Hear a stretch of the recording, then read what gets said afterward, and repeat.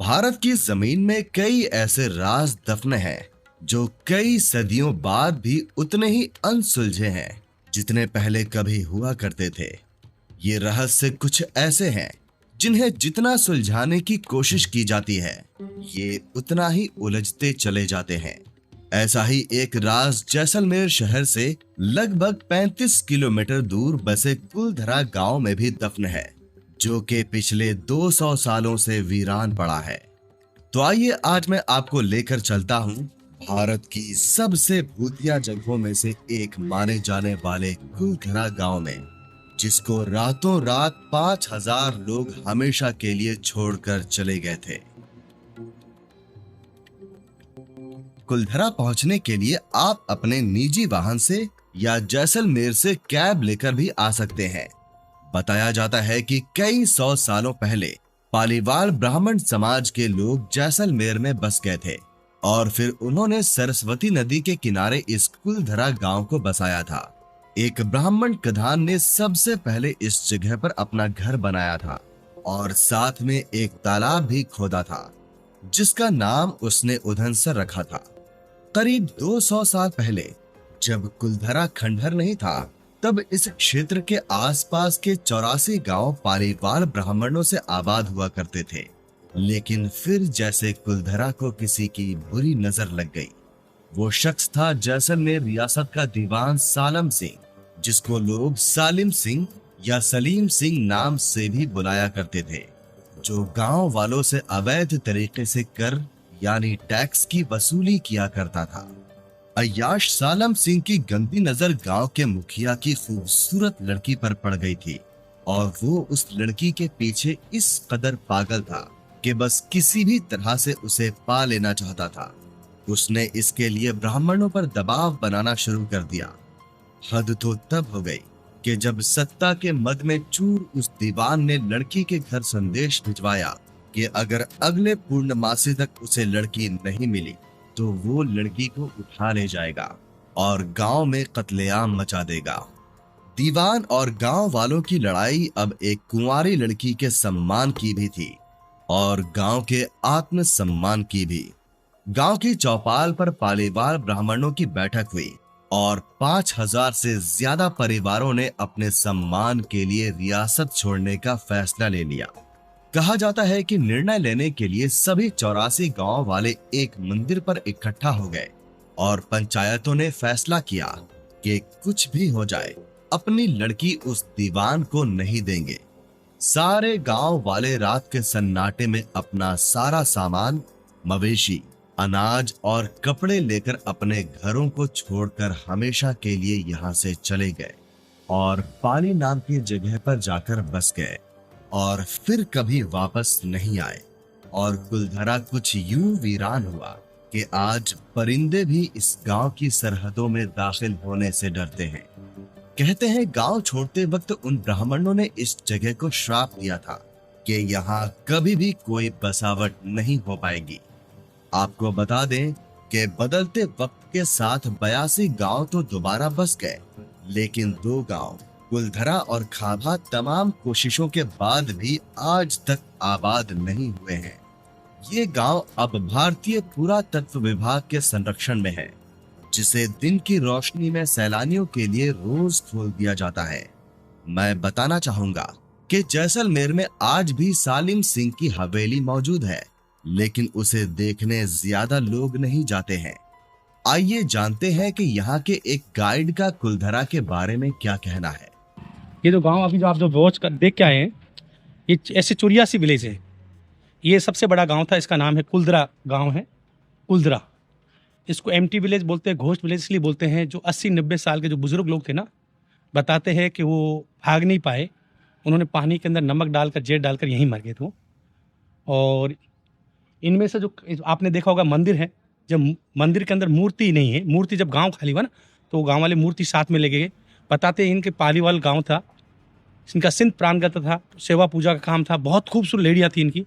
शालिम सिंह एक अत्याचारी आदमी था, उसका नाम था जालिम सिंह। वो यहाँ का प्राइम मिनिस्टर था, जैसलमेर का सबसे पहला प्राइम मिनिस्टर वो था। वो इस औरतों को उठा के लेके जाता था, सर गाँव की औरतों को उठा के ले जाता था, बताते हैं।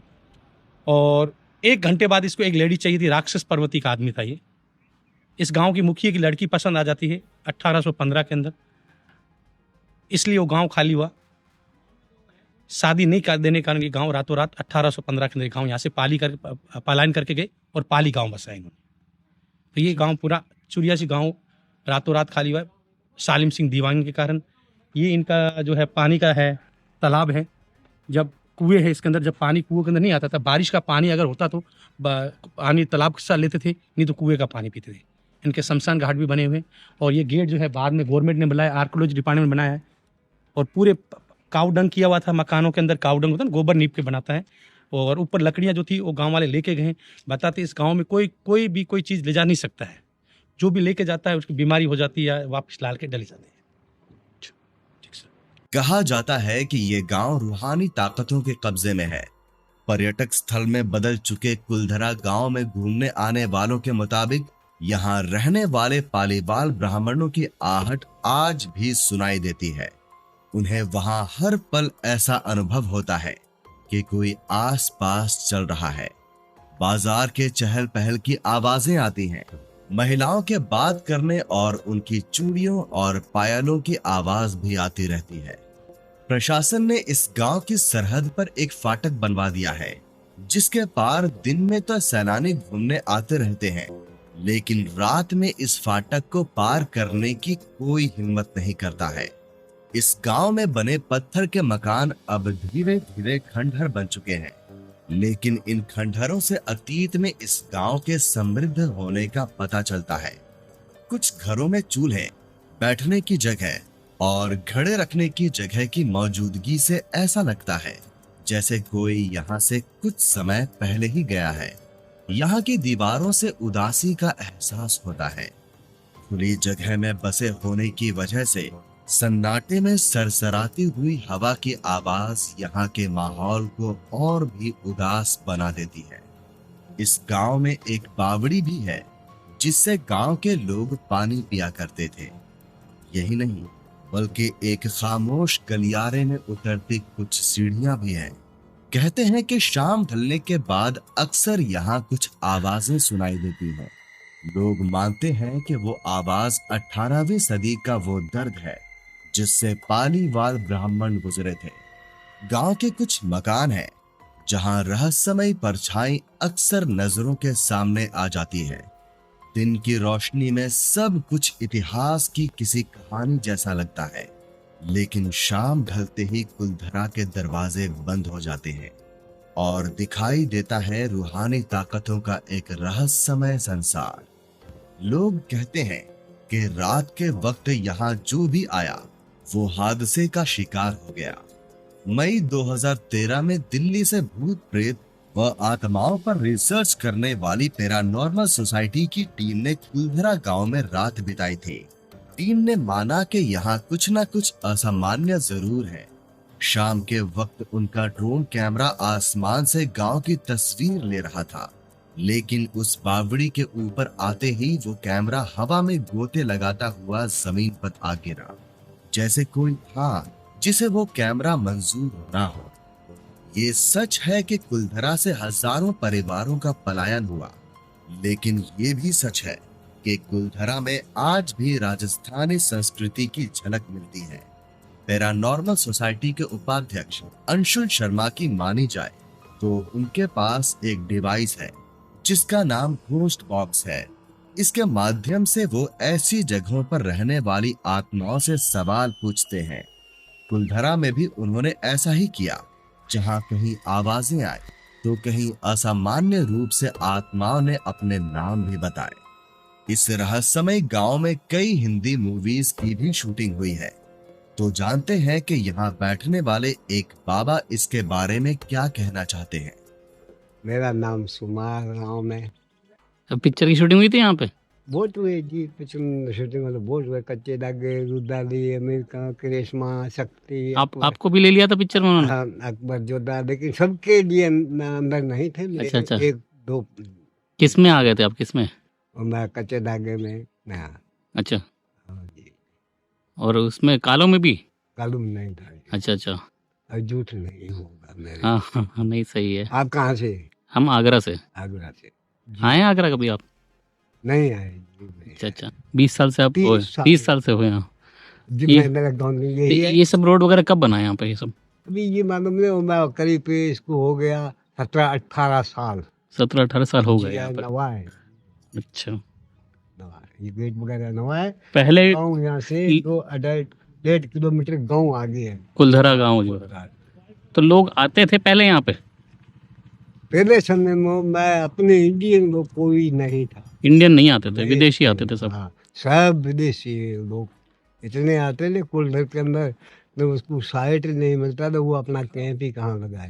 वो फिल्म अच्छे अच्छे बन गए। कल भी फिल्म थी जी, कल फिल्म हुई थी शूटिंग? जी, वो कल अक्षय कुमार की। था ना, वो अक्षय कुमार। अक्षय कुमार अच्छा। जी, वो एक दिन का उसका कमीशन मतलब परमिशन लेके आए थे एक दिन? एक दिन का। अच्छा अच्छा। यहाँ से नहीं लेते, वो जयपुर से लेके आए, अजय जयपुर से परमिशन लेके आए थे। वहाँ मिलते हैं। मैं बताना चाहूंगा कि आप कुलधरा गांव में रोजाना सुबह 8 बजे से शाम 6 बजे तक घूम सकते हैं, और क्योंकि ये जगह भूतिया मानी जाती है, इसीलिए सूर्यास्त के बाद इसके द्वार बंद कर दिए जाते हैं। ये जगह जैसलमेर के नजदीक थार रेगिस्तान में होने की वजह से बहुत गर्म रहती है, इसीलिए यहाँ घूमने के सबसे अच्छे महीने दिसंबर और जनवरी के हैं, जब आपको यहाँ गर्मी नहीं लगेगी और धूप से परेशान हुए बिना आप रेगिस्तान में सुनसान पड़े इस कुलधरा गांव को आराम से घूम सकते हैं। तो ये था कुलधरा गांव और इससे जुड़ा रोचक इतिहास और रहस्य। अगर आप चाहते हैं कि मैं किसी खास इमारत का वीडियो आपके लिए बनाऊं, तो उस जगह का नाम नीचे कमेंट करके जरूर बताइएगा। अगर आपको मेरा ये वीडियो पसंद आया हो तो इसको लाइक और शेयर करना मत भूलिएगा, और अगर आप मेरे चैनल पर नए हैं तो इसको सब्सक्राइब जरूर कर लीजिएगा। आपका बहुत बहुत धन्यवाद। आपका दिन शुभ रहे।